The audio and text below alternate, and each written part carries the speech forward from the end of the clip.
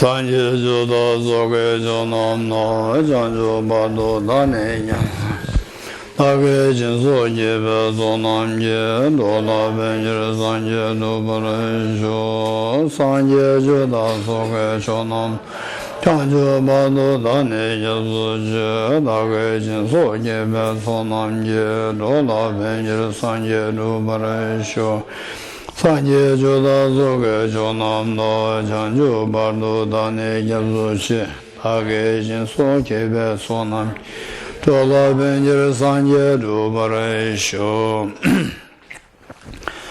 Om Yedarama Hetu Prabhavam Hetum Tesham Dathagato Hyavatat Esham Chayo Niro Evam Bhate Mahashamanaye Svaha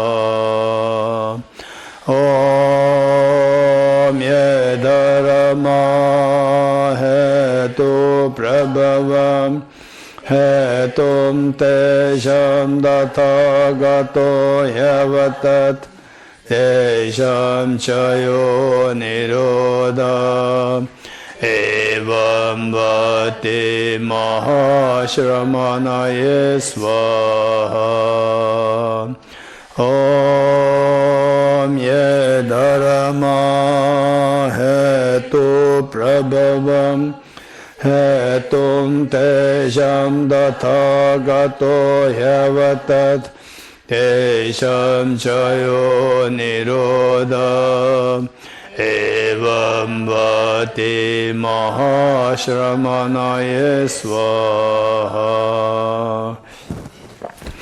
All phenomena arise from causes. The causes are taught by the Tathagata. The cessation causes as well as taught by the Gracia. Deyata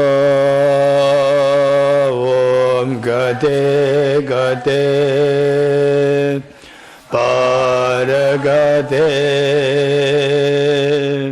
Parasam Gate Bodhiswatyata Om Gate Gate Paragate Parasam Gate Bodhiswatyata Om Gate Gate Paragate Parasam Gate Bodhiswaha.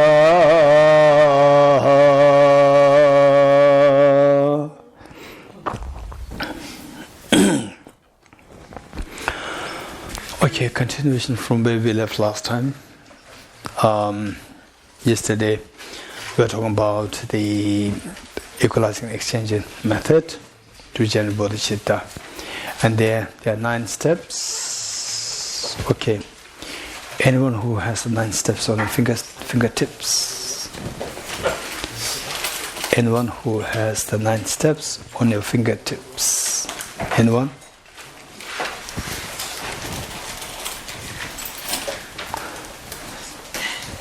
Laura has? Okay. Should I share them? Yes. Okay. Equalizing oneself and others. Contemplating on the demerits of cherishing oneself. Contemplating the demerits of cherishing others.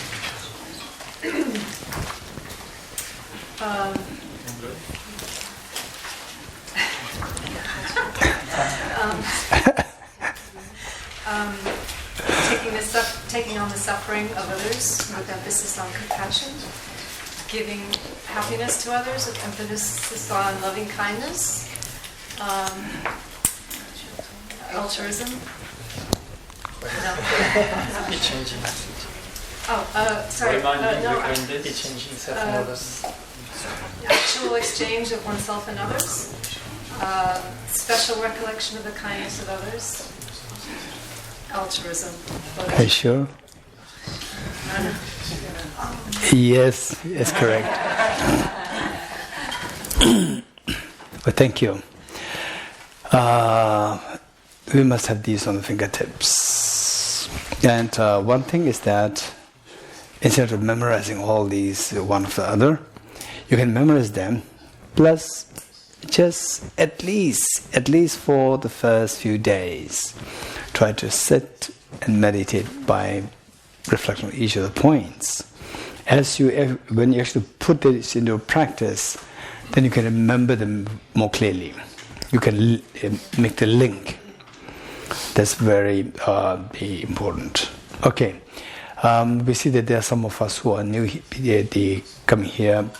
They as new.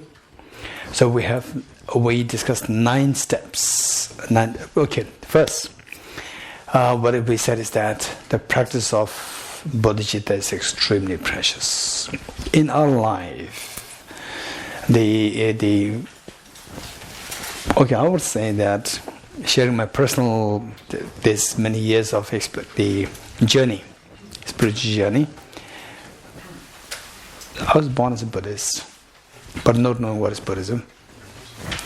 And then around like when I was age 14, then we were introduced to some formal Buddhist concepts like emptiness and so forth. These were introduced age 14, 15, and not I was just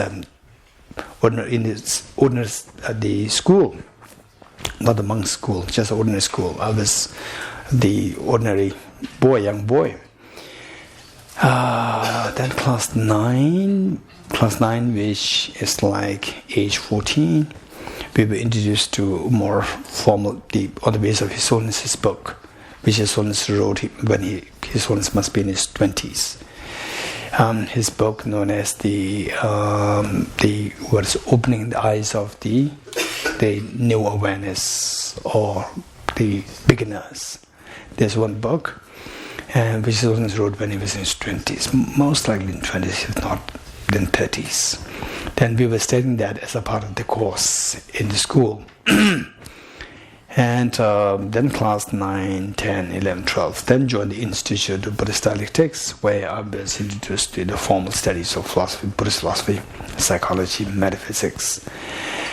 And since then till now, it's almost like 1988. Till today, how many years? Anybody who is good in mathematics? 34. So like 34 years, we see that that through all these years, say the bodhicitta practice, wisdom, emptiness, 4 seals, tantra, all these things over there. But today, if you ask me, in your experience, in your life experience, what is most meaningful? If you ask me, I would say that I'm very far away from bodhicitta. I'm very far from wisdom emptiness. But what I would say is that I feel closest to the bodhicitta, wisdom emptiness. These 2 practices. Tantra practice is there, and which I know is extremely profound. I'm not just saying that it's so precious. This is what the Buddha taught. I'm not saying this. I know I studied it extensively in Gyume Tantra College for a whole 1 year. And also study with other teachers. But I personally will say that the bodhicitta is very beautiful practice. Wisdom of emptiness, this gives you fearlessness. Bodhicitta gives you tremendous joy. So these 2, no doubt, is something which we can concretely see. Otherwise, since my early 20s, 20, 21, 22, 23, I've been doing, tantric visualizations and so forth. But I don't know. Bodhicitta wisdom emptiness? Yes, after many years. It's not that I'm close to it, but from whatever I was, I could see the transformation. And I could see that if I practice more, then for sure with the wisdom emptiness, all fears will be dissolved. With the bodhicitta, your happiness expands. That I can say for sure. So that whenever I see His Holiness saying that, in fact, last time during His Holiness teaching on the Varasat, Shri Heruga empowerment, His Holiness said, if you see me as your teacher, you have to practice bodhicitta wisdom of emptiness. This is what His Holiness told the public. And whenever I hear His Holiness saying this, I'm so happy. Because personally I could feel that this is, all these 30 years, I would say this is the greatest meaning. Without this, nothing makes sense. Yeah. And then oftentimes I tell the people who take my classes that when I was age class 9, 10, 11, 12, the last 4 years in high school, I was thinking of becoming a physicist. And then the one teacher in a Tibetan school, he personally sent me a message saying that, Geshe-la, we are so happy that you did not become a physicist. And I personally feel it that way also. Because for these two reasons, bodhicitta wisdom emptiness. If these two things are not there, then it's fine. Become a physicist, becoming a computer person, or becoming an environment, whatever you do is fine. But with these two things, these two are so precious that better not waste your time in other things. But of course we have to live, we have to survive, we have to earn a living. We should be very realistic. Let us not be unrealistic, saying that, oh, he said that these two are so precious, so now I quit my job. No, don't do that. We should be very realistic. Don't become like a businessman who try to imitate Jesus Milarepa. You must know the story. There was a businessman in Tibet many years ago, perhaps 100, 200 years ago. And this businessman, he read the biography of Jesus Milarepa. You know Jesus Milarepa? How many of you heard about Jesus Milarepa, or how many of you read biography of Jesus Milarepa? Raise your hands. You must read Jesus Milarepa's biography. You'll be very inspired. And he read this Jesus Milarepa's biography, and he said, I'm also going to become the second Jesus Milarepa. So what did he do?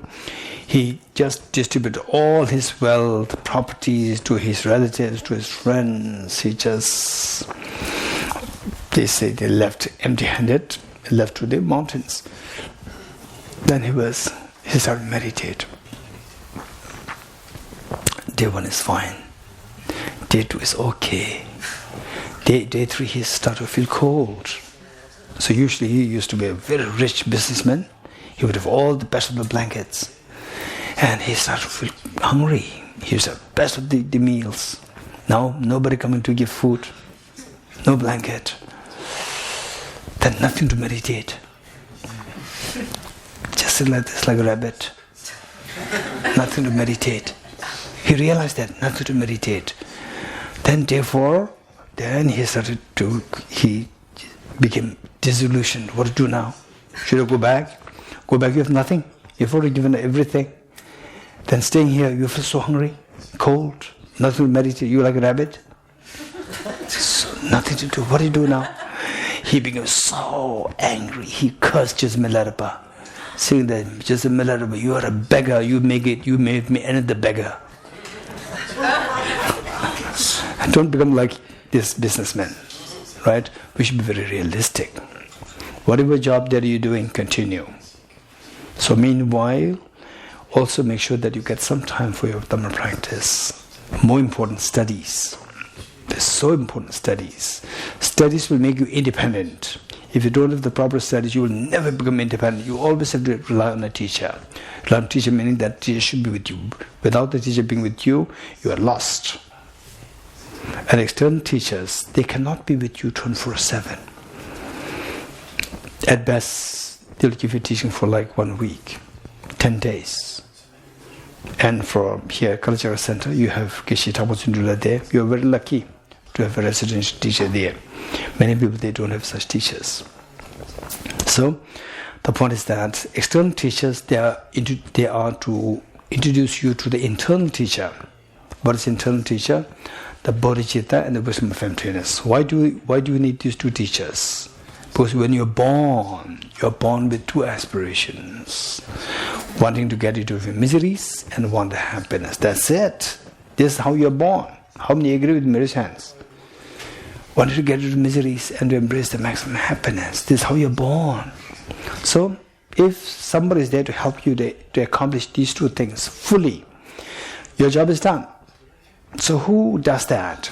External teachers, when you are nearby your teacher, you feel very calm, at ease, like a child with a mother. But the external teacher cannot be with you at all times. For example, the Drumdu Giwe Jungne, Lama Adishi, the Morishiri Gyana student, Drumdu Giwe Jungne, he himself was, of course, he's revered as the manifestation of Aravalokiteshvara. And when he grew old, and his student, the Ngolozawa, and the student was escorting the teacher in taking walks. And the teacher felt a little tired and said, I'd like to rest a little bit on the meadow. And then the teacher put his head on the student's lap and he started to doze off, fell asleep. And the teacher the student looking at the teacher could see that the teacher had is really old. And suddenly the teacher, he woke up because the student's tear fell on his face. I said, why are you crying? He said, sir, you have become so old now. So who will take care of me when you leave the world? Who is going to be my teacher? And he said that, don't worry, these books are your teachers. These books, the books are there. These are the scriptures are there. These are your teachers. This is what he said. So, the point is that the external teacher can be separate from you. But the job of the external teacher is to introduce you to the internal teacher. What do you mean by internal teacher? Teachers to guide you. Just as external teachers guide you, internal teachers are to guide you to fearlessness and infinite happiness. And who guides you? If you have the internal teachers, then you will never be separated from the internal teachers. Internal teachers, once you are with the internal teachers, you are always with them. They will always guide you. The wisdom of emptiness, as the internal teacher, will always guide you towards fearlessness. And the bodhicitta, as your internal teacher, will always guide you towards the infinite happiness. So these two teachers, once you are introduced to these two teachers, you are always with the two teachers, always heading towards fearlessness and infinite happiness. Let's not forget it. Okay, why did I digress? Anyone? Who can take me back to the track? Anyone? L'importance de bodhicitta. The importance of bodhicitta. Pour ceux qui n'étaient pas là. For the newcomers. Oh, for newcomers, yes. Okay, so the benefit of bodhicitta, this is extremely important for all of us. The next is that simply by say you receive some teaching from a teacher, got empowerment from a teacher, then you do some praise every day. That is not sufficient. That's not sufficient. What I would say is that instead of spending so much time on reading, meaning just doing some praise. What I may suggest is that initially, of course you have your own job, your work for your livelihood. That's very important, particularly for the younger ones. Younger ones, make sure that you don't just quit everything and go for dharma, and then eventually you end up nowhere. And then what? So you become age like 30, 35, 40, and the younger ones will take over your job, right? And you cannot be enrolled for a new job, and then you are too young to be retired. You're too old to get a new job. You end up nowhere. So, younger ones, unless until you are very, very confident, you're very, very confident. Okay, if you want to become a monastic, that's a different story. Monastic, then join a monastery, then there's always a way out. There's always a way out. But if you don't become monastic, then the younger ones, you must, if you're very confident, financial support and so forth. Otherwise, make sure that you get you have a good job. Good job. Plus, don't compromise with your Dharma practice. Somehow, you have to look for ways and means to do the Dharma practice. This is very important. And what do you mean by Dharma practice? Oh, I'm reading this book every day, 100 pages every day. No, this is not Dharma practice. Dharma practice, again, we make sure that we allocate like 50% of your time on studies. Initially, better like 75% of the time on your studies, 25% on some kind of mantra recitations, making prostrations, making offerings, doing some recitations and so forth. These are very important. And doing a little bit of meditation.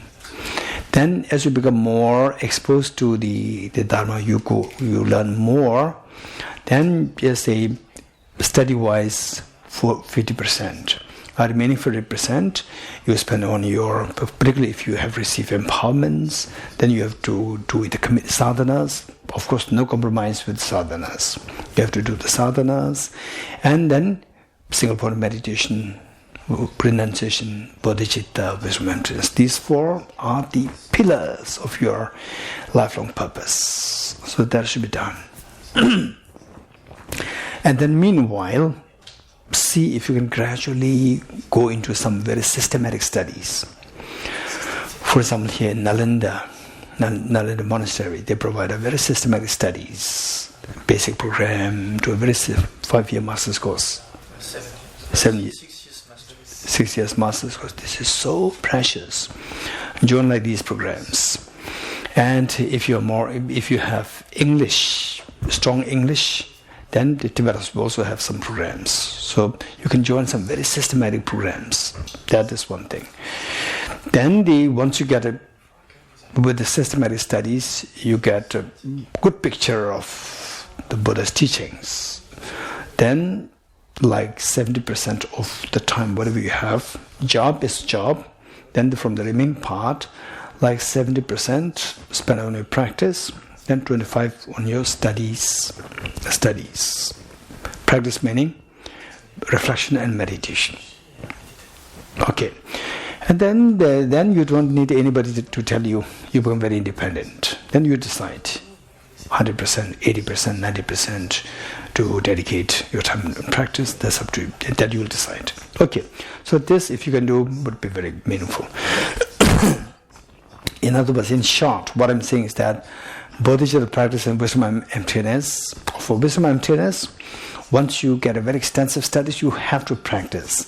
If you don't practice, you become very confident with the wisdom and emptiness.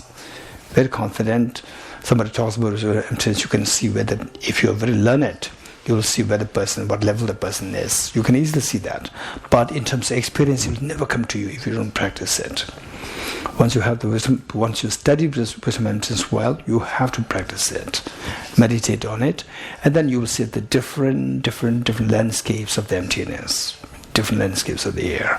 The first layer, second layer, third layer. There are many layers to be uncovered only through practice. For example, I teach on emptiness. His Holiness teach on emptiness.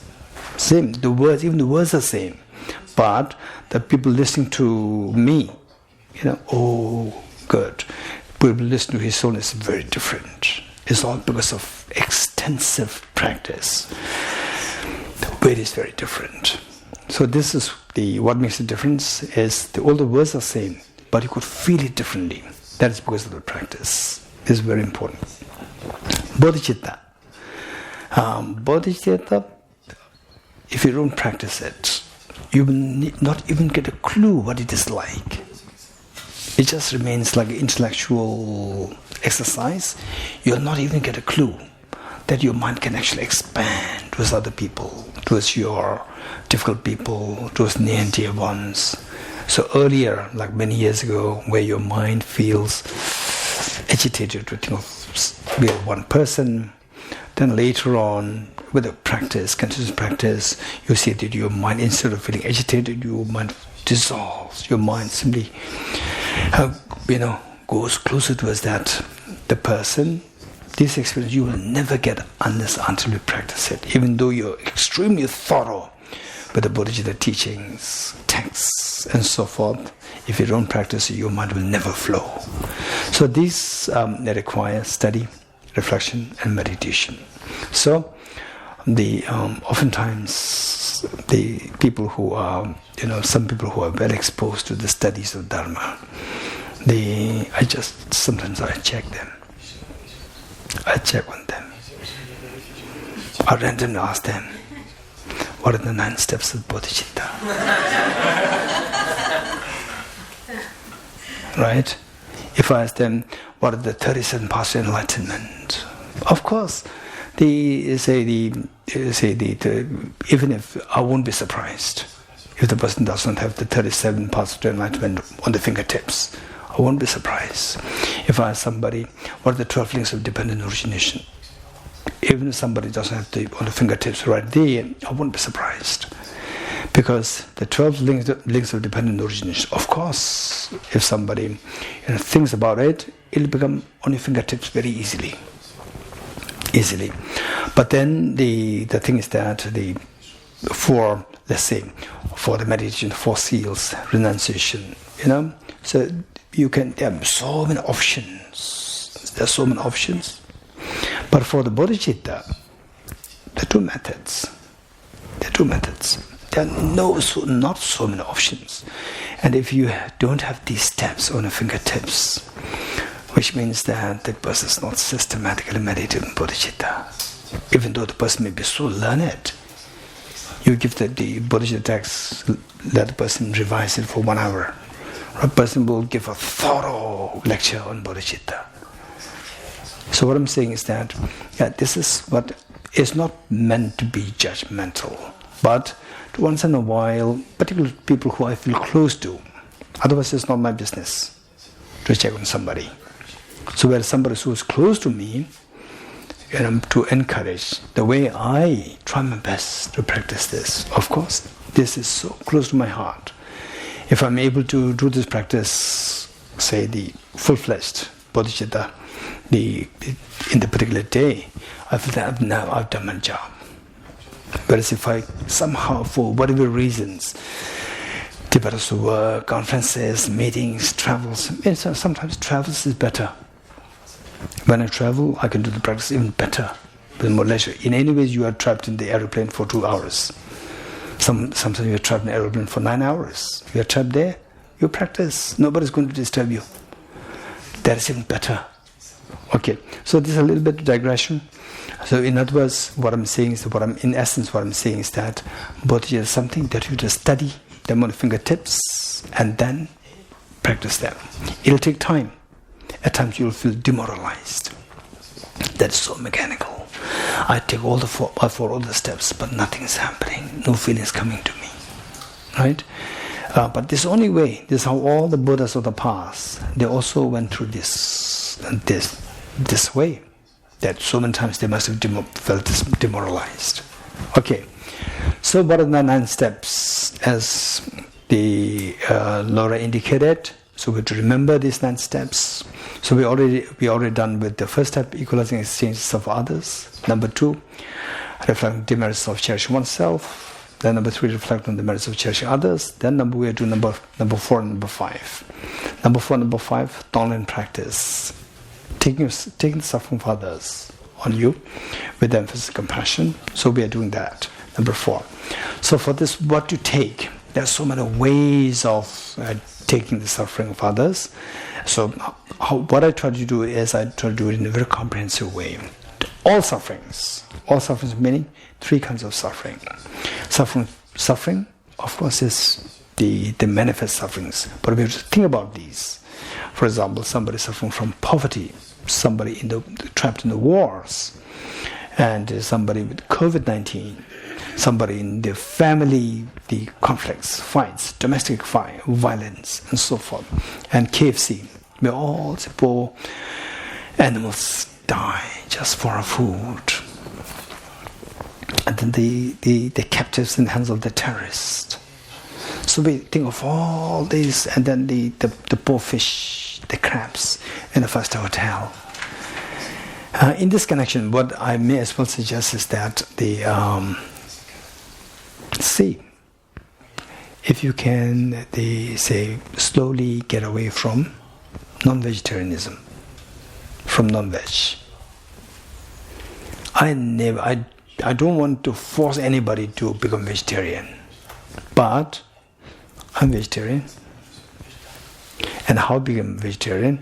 Of course, since in my 20s, I was so keen to be vegetarian, and I struggled so many times. Then finally, after completing my Geshe degree, so till that point, it was on and off. So like for whole 1 year vegetarian, and then becoming so weak, because of some form of negligence with the food, becoming so weak. Again, had to go back to non-veg and so forth, and not knowing the alternative, the foods. Then after completing Geshe degree, then this more, you have more time for your cooking. So I'm vegetarian. Yeah. And but I don't force anybody to become vegetarian. But I may appeal. I may give suggestions. This is good. And to the extent that I go to say, but some people without non-veg, the health can really go down terribly. Exceptions are always there. If you belong to this category, don't force yourself. Don't force yourself to become veg. Whereas to those people who knows the supplements, the alternate food and so forth, and who can maintain the body well with vegetarian, I would suggest you think of turning towards vegetarianism. This is one thing. And then in this regard, some people, I'm very happy. Some people say that, okay, although I cannot become vegetarian, but I stop eating the beef, I stop eating the bigger fish, I only eat fish, that I stopped chicken and so forth. I really appreciate those people. And some people, they say that although I cannot become non-veg completely, but I don't cook non-veg in my home. When I go out, I do eat non-veg, but at home I cook only vegetarian. Any step that you take, I really appreciate. And some people, they may say that I can't really be non-veg, I can't really be vegetarian, but I really appreciate people who are vegetarian. Even that I rejoice, because this person feels that to be non-veg, something is not correct. The person acknowledges that. That is a step to general bodhicitta. Taking a step. That is so precious. Okay. This one thing. So with this, taking the suffering of others, taking suffering, three kinds of suffering. Yesterday we discussed the suffering of suffering and suffering change. And suffering, what is suffering? The manifest suffering. Any feeling of pain which we identify as suffering, that is suffering. And anybody can easily identify that as suffering. Sickness, aging, death, fear of COVID, and so forth. This is all suffering. Then suffering change. What is suffering change? Any mundane experience of happiness, any mundane experience, pleasant feeling, that is suffering change. So what we discussed yesterday was why the mundane experience of happiness is referred to as suffering in the first place. Then next, why is referred to as change. First, why is it suffering? Because these are all baits. What do you mean by bait? Bait is very delicious. It's a very pleasant experience. Delicious, but it is to trap you. What traps you is what? Any, right? Yes. What An said, that is a threat. Bait is a threat. So because a threat is never pleasant, threat is never happiness, threat is a fear, threat is suffering. So therefore, if you don't identify that as threat, then you may feel as happiness. But if you identify that as threat, it is suffering. So all the pleasant experience of happiness, they are the suffering. The way Ajahn Dawage Sanla said yesterday, like swimming pool, Starbucks and so forth in the prison. It's to trap you in prison. It's a bait. Okay, so why change? Why they are referred to as change? Because this what you experience as happiness. If you continue to be exposed to this, it will gradually change into suffering of suffering. It will gradually change into suffering of suffering. Because eating cheesecake, or how many you like momos? Raise hands. Or how many you have no clue what is momo? Raise hands. How many you don't know what momo is? Raise hands. All of you know what momo is.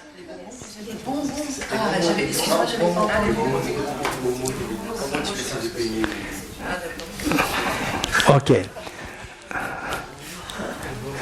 Also, say, if you are really crazy after momo, if you're really crazy after momos, right, then I'll give you momo. So I'll give you 50 pieces of momo. The first piece, very delicious. Second piece, delicious. Third piece, okay. Fifth, okay. 10th, 20, no way. Right? 20th piece, no way. The first piece, which is more delicious? First piece or the 20th piece? The first piece is more delicious. Keep the first the last. Keep the first moment the last. Right? You eat the 20th first, which is not delicious, eat that first. And then keep the last one. After eating 19, then you eat the first one which left last. You eat it, same, is miserable. It's miserable. So, what is seen as pleasurable? You continue to expose to this, it gradually changes to suffering of suffering. It's painful, which everybody identifies as pain. So it changes into suffering of suffering. So this is why it is referred to as change.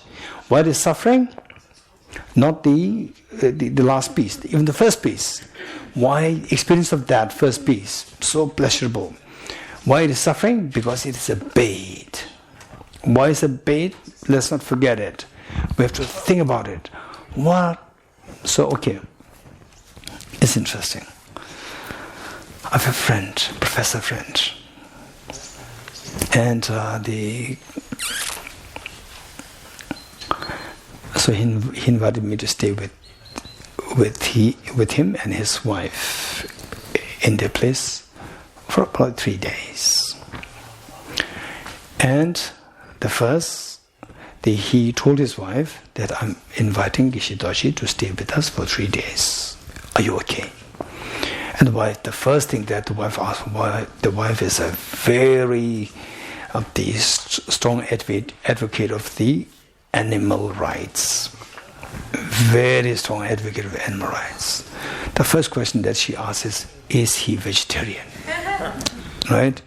If it's vegetarian, welcome. If it's not, no. He said, yes, of course he's vegetarian. Then let him come. Then we were there sitting on the table. Then we were discussing, various topics, and she was expressing, concern about. 2 of them were taking care of the stray dogs, many stray dogs, and somehow, her concern for these stray dogs is so immense. And she said it's so painful to see that these stray dogs, they're suffering. And I said that yes, we can do something, we can pray for them, so when you die, again we can come back to help the stray dogs. And so she said that when I die, I'll not come back. When I die, I'll not come back. Why? Samsara is terrible. I'll not come back. This is what she said. It's amazing if there's a choice. You want to go to samsara? Go. If you don't want to go, okay, stop, don't come. No, there's no choice. Until we get rid of the causes of the samsara. Right? It's not like coming to the retreat, not coming to the retreat. Come to the retreat, not coming to the retreat, you don't have to have, you can just, out of your choice, you can do it. But for samsara, there's no choice. If you don't cultivate the courses to achieve nirvana, you have to come to samsara. There's no choice. And what makes us to come to samsara? That's the bait. What is that bait? Suffering change. Okay. This is an extremely important point that we need to keep in mind. Then another point, as a little bit digression though, is a very important point I'd like to share with you, is what keeps us in samsara, as indicated by Acharya Vasubandhu. I'd like to share this with you. Acharya Vasubandhu in his text Abhidhamma Kosh. So there, what he said is that there are three factors. There are three factors which made us not escape from samsara. One is, okay, let's say that you are in the prison, and the prison is where all the facilities are created as a bait, but you don't know that these are bait. So what do?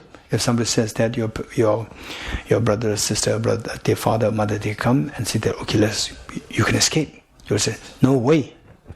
Not wanting to go away from samsara. Not wanting to go away from samsara. This is number one. That's what traps you in samsara. Number one. This is number one. Number two is, they say the doubting the path of the path of liberation. If you doubt in the path of liberation, path of nirvana, is this really what takes you away? Yes, I want to get away from samsara, but the wisdom of emptiness, does it really take you away from samsara? If you have this doubt, then you will not resort to this path. If you don't resort to this path, there's no choice other than stay in samsara. Number two. Number three is going in the wrong direction. Going in the wrong direction. Let's say that you're going to have audience with this one, Dalai Lama, who lives in the north, and you head towards the south. You will not reach, you will not get to go. So, taking the wrong path. So these are what traps you in samsara. What's the first one? Not wanting. What is not wanting? Okay, not wanting. No, who doesn't want to get away from samsara? Who doesn't want to get away from miseries? Everybody wants to get away from it. What does it mean by not wanting to get away from miseries? It is the ignorance. The ignorance which continues to create the objective reality. Ignorance which continues to misconceive the reality. Okay, what is that? Ignorance which continuously misconceives the reality. What is that? This is the worst. This is the worst of the factors which bind you in samsara. Okay, for us to understand it easily with example, is that, say, we fall asleep.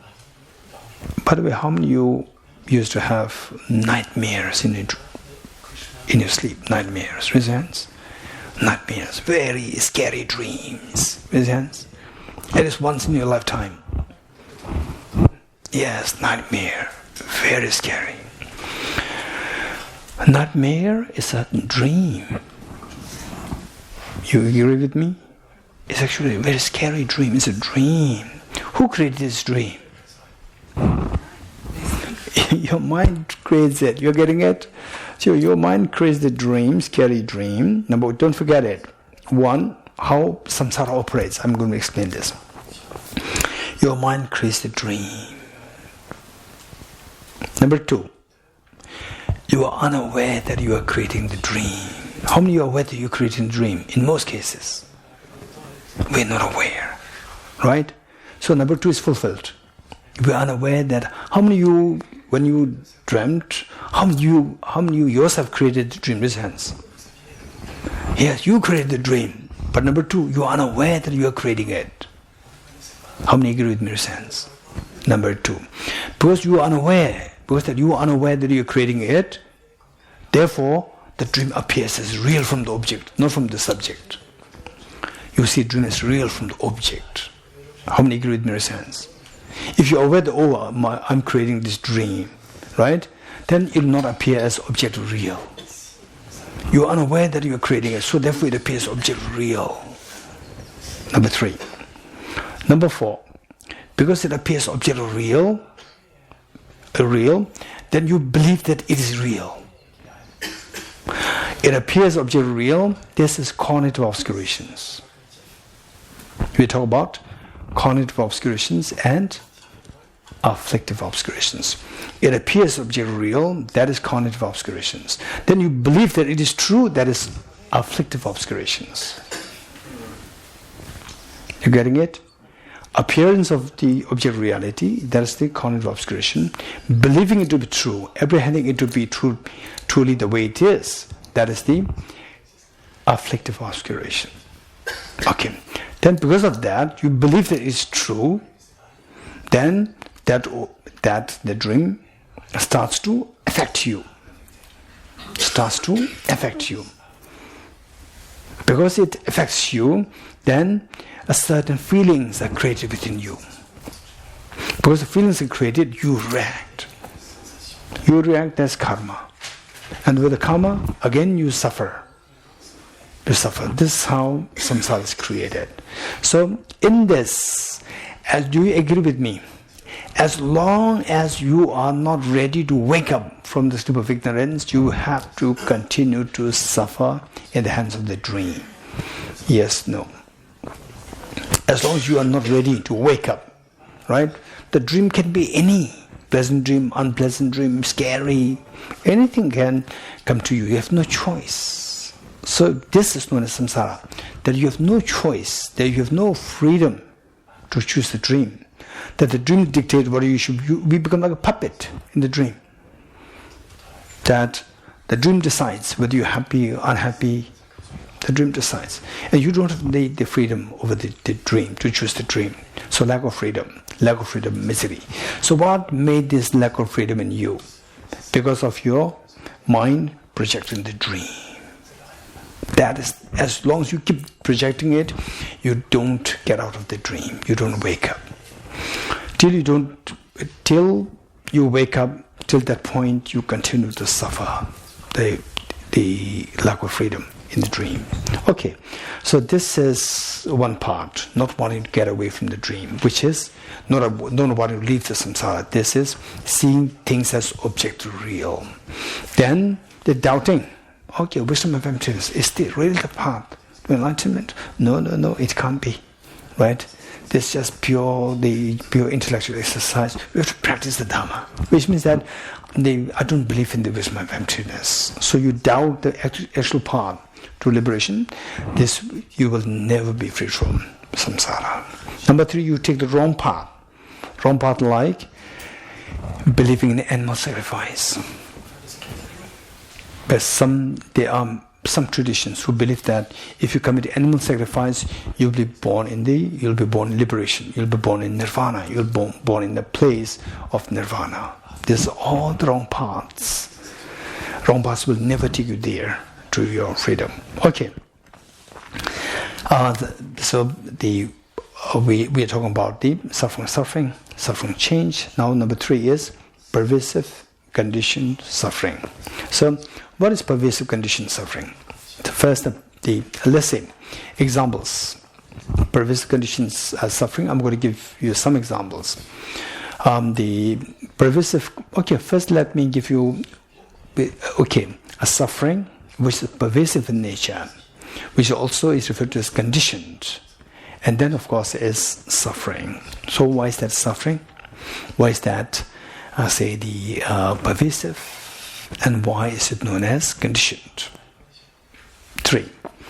So let's say that the suffering of suffering, the first suffering, is not pervasive in ways that the suffering of suffering does not pervade the whole samsara. What is samsara? Which part of the samsara this suffering does not pervade? This question. So, samsara is divided into 3 groups. Samsara is divided into 3 groups that we have to know. Desire realm, form realm, and formless realm. Desire realm, form realm, formless realm. So suffering exists only in the desire realm. It does not exist in the form and the formless realm. Suffering exists only in the desire realm, not in the form and formless realm, number one. And suffering is the result of non-meritorious karmas or non-virtuous minds. Suffering is the result of non-virtuous mind, non-meritorious karmas. So therefore, what we can see is that non-meritorious karmas, non-virtuous minds, these exist only in the desire realm. Non-virtuous mind and non-meritorious minds, these exist only in the desire realm. Because their results are the suffering, and suffering exists only in the desire realm, not in the form and formless realm, number one. Number two, suffering change. Suffering change is the result of contaminated virtuous karma. Suffering change is the result of contaminated virtuous karma, and suffering change exists only in the desire realm and the form realm. Not all form realm. The form realm is further divided into four. Form realm is further divided into four. The first three form realm, which are known as the first three concentrations. These four divisions of the form realm are referred to as the four concentrations. So these are a little technical. You have to learn this. Form realm is divided into four. What are they? Referred to as four concentrations. The first in concentration level, second concentration level, third and fourth. And of these four, the suffering change exists only in the first three, not in the fourth. Not in the fourth. In the first three and in the desire realm. So because of this, suffering change is also not pervasive. It exists only in part of the samsara, but not in all samsara. Suffering change. And suffering change is the result of contaminated virtuous karma. So the contaminated virtuous karma exists only in these realms. On these realms. Okay. Then the next is pervasive conditioned suffering. So that is the suffering which exists across the board of samsara, which exists in the desire realm, all of the form realm, all of the formless realm. Formless realm, again, there are four. Formless realm also four. Form realm four, and the desire realm. So the pervasive conditioned suffering is pervasive because it exists. It exists in pervasion across all the samsaric realms. Okay. Therefore, it is known as pervasive. Then the next is what is conditioned. Why is it known as suffering? So before we go to these two, we have to learn what are the examples of pervasive conditioned suffering. What are the examples? Okay. Do you agree with me that involuntary birth in samsara happens in all the three realms? Do you agree with me or not? Involuntary birth. Okay, how many of you came on this planet Earth out of your choice? Huh? Right? Maybe you are in Sukhavati heaven. Oh, I have to go there to help the Kalachakra Center in France. Right? And then you take birth there somewhere in France. Right? No, somewhere we all enter here. Right? So you're born there. So that's involuntary birth. In fact, all the miseries, they start with involuntary birth in terms of result. Causally is ignorance. But in terms of result, we take this birth, finish. We are trapped in the mother's womb. We're trapped in the mother's womb. Then we got the body, and the body is cause all the problems, right? All the health insurance is related for this body, yes. All health insurance, and the food is just for this body, right? AC, heating system, cooling system, travels. If we don't have this body, we don't need the cars. Right? We don't need all, like almost 99% of our efforts that we work is just for this body. This body. So this body, how did we get it? Involuntary birth. That is the one which triggered this body. So involuntary birth is what existed. This is the suffering. That is the suffering. And that involuntary birth is one which holds true across the board of samsara. So that is pervasive. That's pervasive. Then another example, illustration, is our being under the sway of contaminated karmas and afflictions. Our being under the control of contaminated karmas and afflictions. That is again true wherever in samsara you are. It's pervasive. Whether you're in formless realm, form realm, desire realm, we are under the control of the afflictions and contaminated karmas. That is again a pervasive condition suffering. Number 2. Then number 3, what you find stated in Lamrim is the contaminated neutral feelings. Contaminated pleasant feelings are suffering of change. Contaminated unpleasant feelings are suffering of suffering. Then the contaminated neutral feelings, these are the pervasive condition suffering. Okay. Now my question to you is that let's say being under the sway, under the control of afflictions and contaminated karmas. Why is it suffering? So we said pervasive. We said it's pervasive because it pervades all, wherever in samsara, all 3 realms, pervasive. Then we have to explain why it is known as conditioned. We have to explain why is it suffering. Okay, so involuntary birth or being under the sway of contaminated karmas and afflictions. How is it suffering? Anyone? No freedom? No freedom? How? Because we don't have a choice. Okay. We don't have a choice in what? Whether we are to be reborn as in a favorable rebirth or an unfavorable rebirth. Okay, favorable rebirth is good. Actually, no birth in samsara is good. Okay. But favorable rebirth is useful. Oh, good. Because it allows you to actually achieve liberation as a human being. Okay, good. So let's say that being under the sway of afflictions, contaminated karmas, what's the problem with it? Yes. We continue to create more suffering. Continue. Are you sure? Quite sure. Not too sure. Let's say 98%. Okay, is there anybody who likes to give a sure answer? Anyone?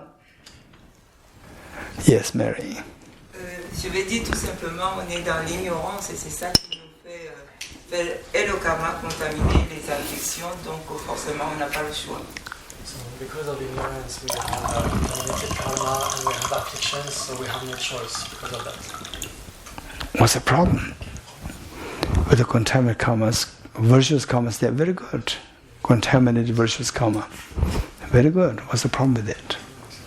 Non, le problème est qu'après on souffre toujours, on se crée des masses de souffrance, donc ce n'est pas bien. C'est cette ignorance qui nous permet de créer ces masses de souffrance et de naître là. So we keep on suffering again and again because of that ignorance, so it's not cool. It's not good. But contaminated karmas, contaminated virtuous karmas, that's good, no? Oui, mais pour le moment, ils ne sont pas assez nombreux, donc c'est... Bah oui, si on revient là, c'est parce qu'ils ne sont pas assez nombreux, donc on n'a pas ça. They are not numerous enough. They are not numerous enough. Okay, they are not numerous, but what we have is very good. So we don't have so much of diamond, but even if it is a small diamond, it's very good. Right? It's not that we have to have too much. Medicines, we don't need the whole food of medicines. A small medicine dose is good enough. Okay, can you give an example of contaminated virtues?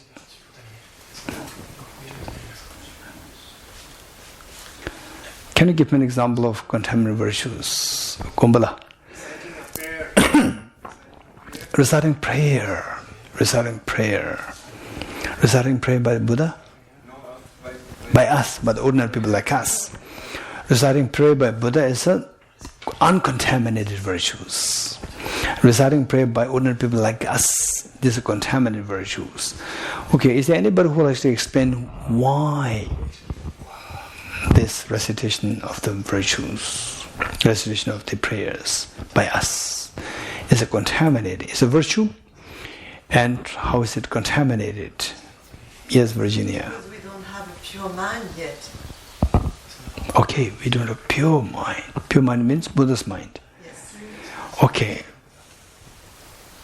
So uncontaminated. For those who are non-Buddhas, is always contaminated. Is what he's saying? Is what he's saying? Only for the non-Buddhas is always contaminated mind. Is what he's saying? I'm not so sure. Okay. Yes, Kristen.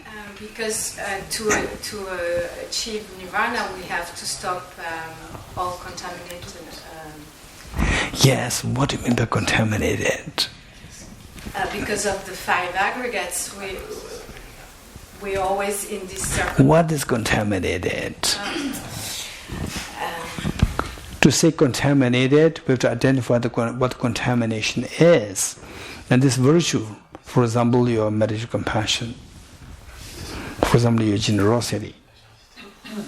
So all these virtues of deep beings like us, they are contaminated. How are they contaminated? Si on pense qu'elles sont réelles en soi, enfin qu'elles ont une existence inhérente. When we think that they have inherent existence, they are real from their own side. Okay. So when you see that they are real from the object side, then it becomes contaminated.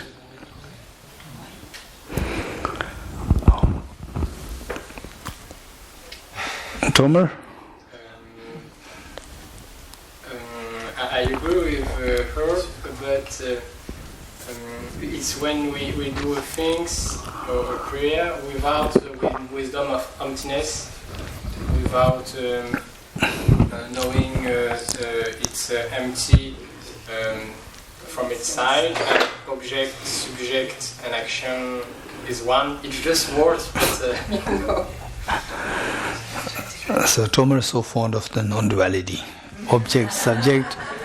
Yes, I agree with you. I agree with you. Hey, your name? Catherine, okay. Is there any other point of view? Is there any... The Ajika-san? Believing that it's real what you believing that, say, the virtue that engaged in, so whatever is involved with the virtue, you see them as real. You believe them as real. Okay? Here, Mary Christian, right? Je vais peut-être dire une grosse bêtise. J'ai cru comprendre que tous les phénomènes étaient contaminés, qu'ils soient vertueux ou non vertueux, tant qu'on n'arrivait pas à atteindre la sortie du samsara. Donc la liberté, voilà. She says maybe I will say a big bullshit. Say it again. She said maybe I will say a big bullshit, a big mistake. But I understood that every phenomenon is contaminated, virtuous and non-virtuous, as long as we are not outside of samsara. Okay.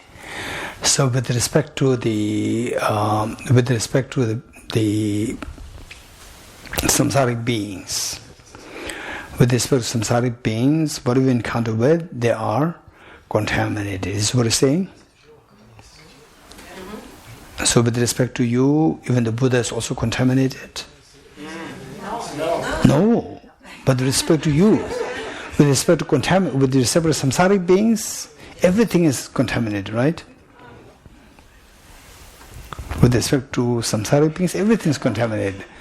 With respect to samsaric beings, even the Buddha is also contaminated. This is what I'm saying. 3 jewels are contaminated. No, not everything. Not everything is contaminated. Okay. And Sophie? I was thinking perhaps contaminated is that we don't see directly the wisdom of emptiness. If you don't see directly the wisdom of emptiness while doing generosity, it is contaminated. But if you see it, it's uncontaminated. Okay, what's the problem? If you engage in generosity without the direct reality of wisdom of emptiness. Because you think you yourself exist, then the people you are giving something exist, and the things you are giving exist. Of course they exist. Intrinsically. Yes, so you believe that. So in other words, what Catherine said, what Ajagasana said, what Tomer said, what Anne Sophie said, this is all coming to the same point. That it is like, I said, when you engage in virtue, yes, you're helping somebody.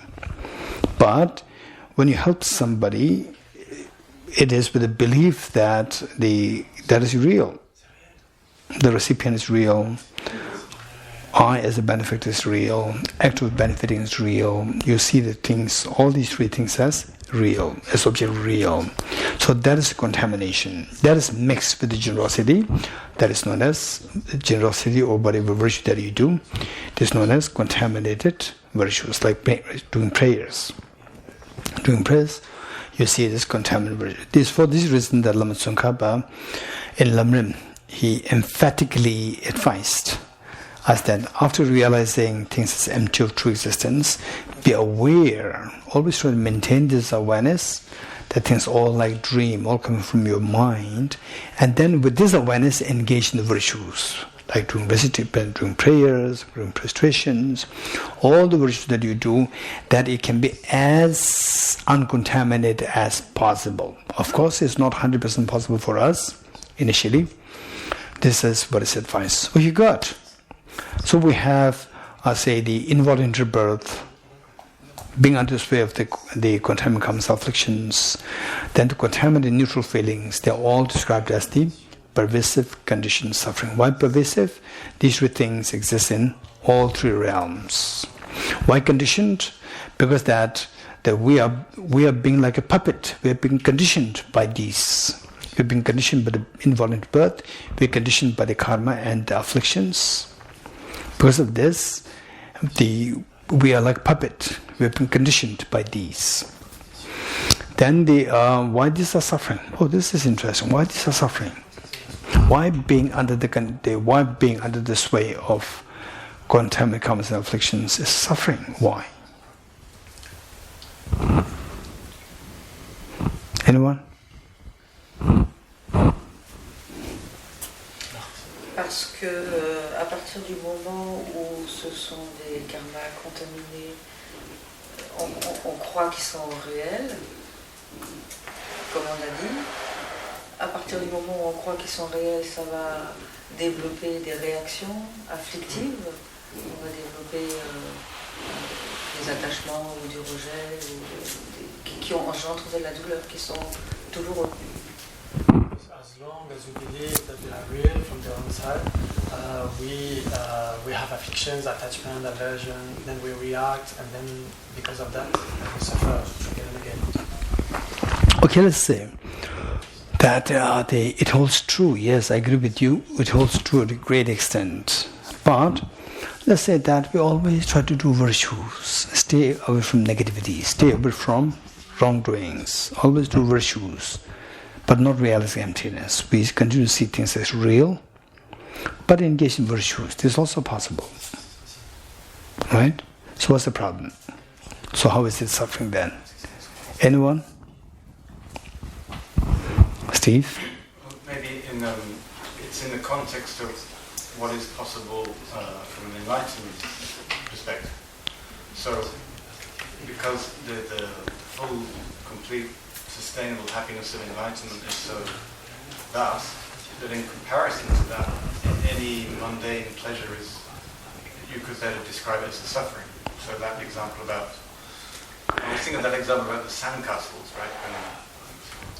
When Buddhas look at our pleasure, then it's such a, it's like adults looking at children playing with the sandcastles, and when the sandcastle collapses, they get so upset, and then they get so happy when the sandcastle is built. But for us, it seems very insignificant. So just taking that context, that's what makes the pleasures to actually be suffering. No, my question is not the pleasures. My question is about being under the sway of the contaminant karmas, and particularly the contaminant karmas. How is that suffering? Because you don't have control over your actions. Of course you have. Be kind. Be kind. Be virtuous. Then you have the happiness. You don't have control of your rebirth. Well, you don't have control of your actions either, because you might be very kind to somebody, and if they then stab you in response, then you probably get angry. Not necessary, but it does happen with many people. They become angry, but then there are people who know that, okay, so this is because of his or her own problems. For example, people who seek personal liberation, when they're a part of accumulation, part of preparation, part of seeing, so they'll not feel affected. It does happen to some people, but not always the case. So why the blessing, the karmas of the formless realm, how are they suffering? Because they're not sustainable. What's the problem if it's not sustainable? Like, because of the context of what... For example, even the wisdom of emptiness of part of seeing is also not sustainable. Yeah, so that's also suffering? It means that it is its fundamental natures of suffering. No. Non-dual, this is the Thomas word. Non-dual wisdom of emptiness is never ever suffering. Non-dual wisdom of emptiness, this is the best example of uncontaminated phenomena. Non-dual wisdom, but sustainable, not sustainable, say part of seeing. And the deep non-dual wisdom is, from there the practitioner comes out. Again, to give teachings, to eat food, to interact with other people. Again, it goes, the conceptual thoughts arise. So non-dual wisdom subsides. So it does not really abide all the way through. Ginzala. Yes, the non-dual wisdom realizing emptiness will lead to liberation. Why? The other contaminated virtue. I say the contaminated karmas of the formless realm, how is the suffering? Tell me. Because it doesn't lead to liberation, so it keeps you in samsara. It keeps us in this suffering state of samsara with aging, death, rebirth, and everything. Okay. Formless is the aging. Sorry? Formless is the aging. Is it? It's the aging. Yeah, kind of aging. Formless. Yeah, not like aging like us, but it's decay. This decay. Well, how decay? Because the life is disappearing moment by moment. The Buddha Shakyamuni is also aging. Dharmakaya is not aging. Buddha Shakyamuni is aging or not? Yeah, manifestation. Buddha Shakyamuni aging or not? The emanation. Yeah. Huh? Oh, Buddha Shakyamuni is suffering. No, actually no. He manifests the aspect of. No, that's not my point. Buddha Shakyamuni, is he aging? Because he's also changing like this. Nirmanakaya also changing like this. It's impermanent. It doesn't lead to death. Huh? It doesn't lead to death. because it's beyond death. Okay, so what is death? Death is a contaminated state, but is a result of contaminated birth. Venerable Gensel, finally to hold his position is contaminated. Is from day one contaminated. If he deletes this word contaminated, he cannot hold anything. Okay, so let's say that the suffering is manifest suffering. We all identify that as suffering. Suffering change is visible. It's visible, but not as suffering. You can realize this when the moment you realize it's a bait and the same pleasurable experience. You can see that, but you may not identify that as suffering. But the pervasive condition suffering, let's say for example, being under the sway of contaminant karmas afflictions, you are even not aware of the karmas that you are doing. Very gross ones, okay. Otherwise, the afflictions, the very gross ones, okay. But the suffering, we don't really identify them. Right? Okay. And then it is like, so what? So, these are suffering because they don't manifest as the result in suffering, manifest suffering. But, say, they are like the mastermind. They are like the mastermind of all the other sufferings. The suffering, pervasive condition suffering, contaminant karmas and afflictions, they are the mastermind of the suffering, and the suffering change. They are masterminds. You getting it? Masterminds. And if you realize that, so when, for example, at the moment, how many feel relaxed, comfortable, very peaceful here in Kalachakra Center? We all feel relaxed, comfortable, right? But we are full of contaminant karmas within us. You don't feel anything. All the masterminds are within us. And the masterminds will never come to shoot at you. They will not come to you. They will invite you for a cup of tea. The masterminds, you know that they will come to invite you for a cup of tea. I'll give you one example. Say that you have a boss, and some of you might have a boss like that. The boss who is extremely unkind. Extremely unkind. But the thing is that you have your immediate boss. Okay, let me say it again. Say you have an immediate boss. An immediate boss, you are accountable to the immediate boss. Immediate boss is accountable to the main boss. Right? Okay. So,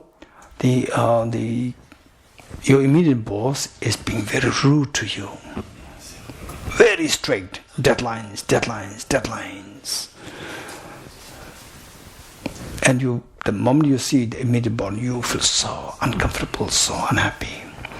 And the big boss, he comes to you or she comes to you and say, "Hello, Tomer, how are you? If you have time, come with me for a cup of tea." Are you happy, not happy? Your immediate boss never tells you to invite you for a cup of tea. The big boss invites you for a cup of tea. You're happy or not happy? And then big boss tells you, "If you have any problem, let me know. I'll help you solve the problem." You happy, not happy? Very happy. One day, somehow you end up close by the big boss office. And you can hear the big boss shouting at somebody. Who is that? The person who is receiving the shout? Your immediate boss. And you listen to it. Big boss will tell you, "Hey, you are being so lenient to Tomer. Right? You should be more strict." And then you will be shocked. Right? He is the one who made my immediate boss to torture me. Right? The poor Tomer realizes that.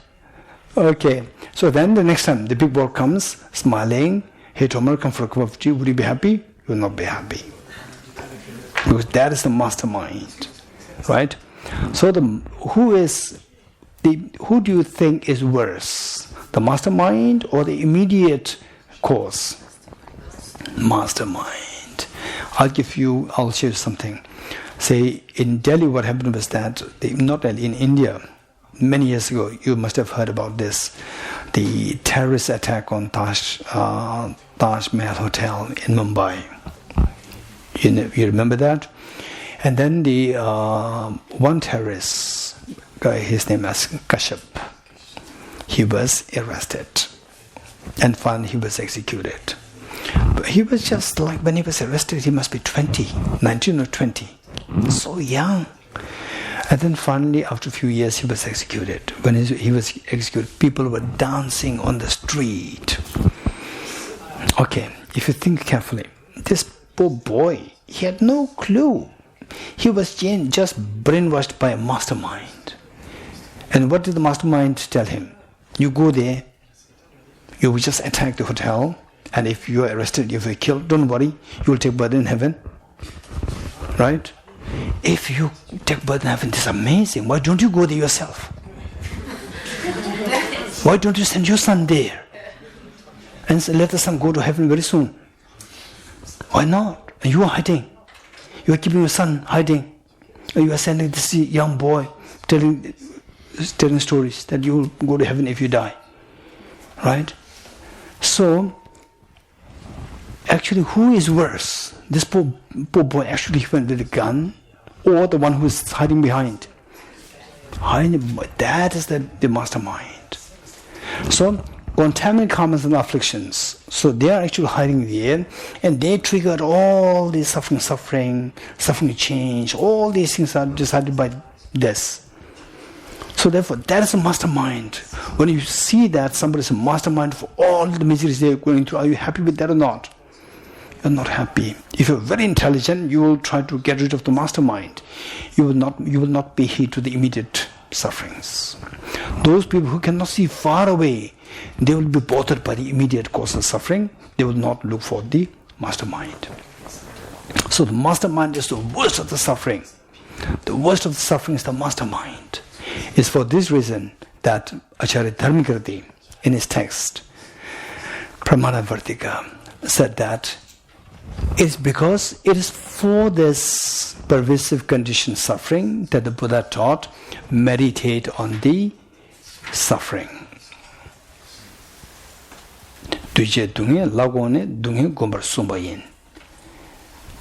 Intended on the pervasive condition suffering, the Buddha taught, meditate on suffering.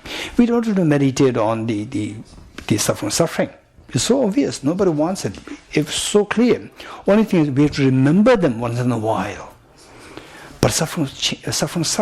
We cannot, we cannot see that suffering. So only by seeing that suffering is so bad, then suffering change is a bait, it's a trickster, it's an imposter. Then who drives all these things? There's a mastermind behind that. Pervasive condition suffering. Then you see the pervasive condition suffering is the worst.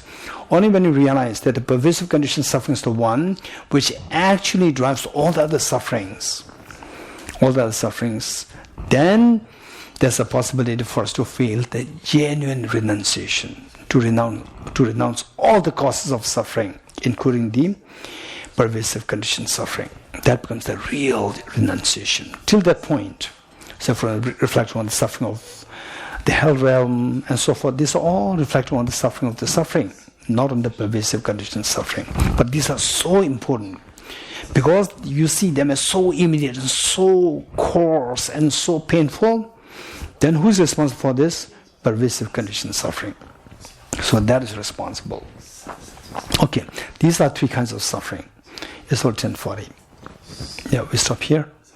We'll come back at 11:15. Yeah. Teotam gate gate paragate parasam gate bodhiswaha